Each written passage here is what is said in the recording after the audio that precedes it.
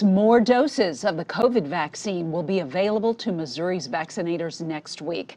That is what the governor's deputy chief of staff told lawmakers tonight. Our Missouri Capitol Bureau reporter Emily Manley was at that meeting. She joins us live now to explain exactly what's going on.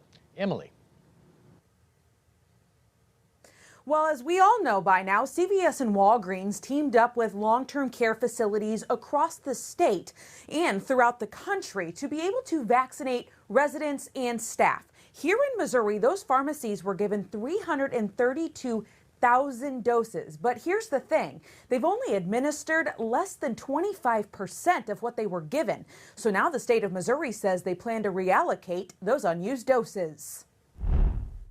Because I'm not sure that Missouri would take a leap of faith again when the federal government told us we had to allocate over 300,000 doses, prime and booster, into that program that we have no control over. Missouri is one of the 49 states that joined a federal partnership to vaccinate long-term care facilities. And we can't point a finger necessarily at Walgreens and CVS on that particular issue, because that number that we were required to allocate into that program for the facilities that enrolled far exceeded the amount that will be utilized by that program. Governor Mike Parson's chief of staff, Robert Nordell, and the state health director, Dr. Randall Williams, testified in front of lawmakers Wednesday night. When you look over the last 7 days for about the past month and our rolling average, Missouri has consistently been in the bottom 10 for the number of cases. For nearly 3 hours, part of the state's vaccination team fielded questions. To talk about or describe the uneven distribution and why it's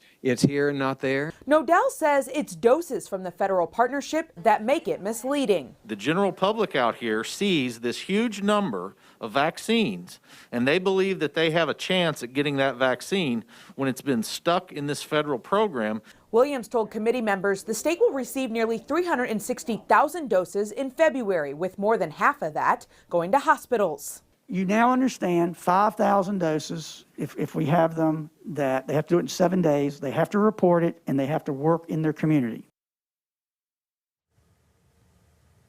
Now, Parson's deputy chief of staff told us tonight that the Biden administration reached out to the governor this week and told him that the Missouri National Guard, which has been used for those mass vaccination sites we've been reporting on, will now be paid for by the federal government through the end of September. There are 10 mass vaccination sites set up throughout the state this week. Reporting live tonight from Missouri State Capitol Bureau in Jefferson City, I'm Emily Manley, Fox 2 News.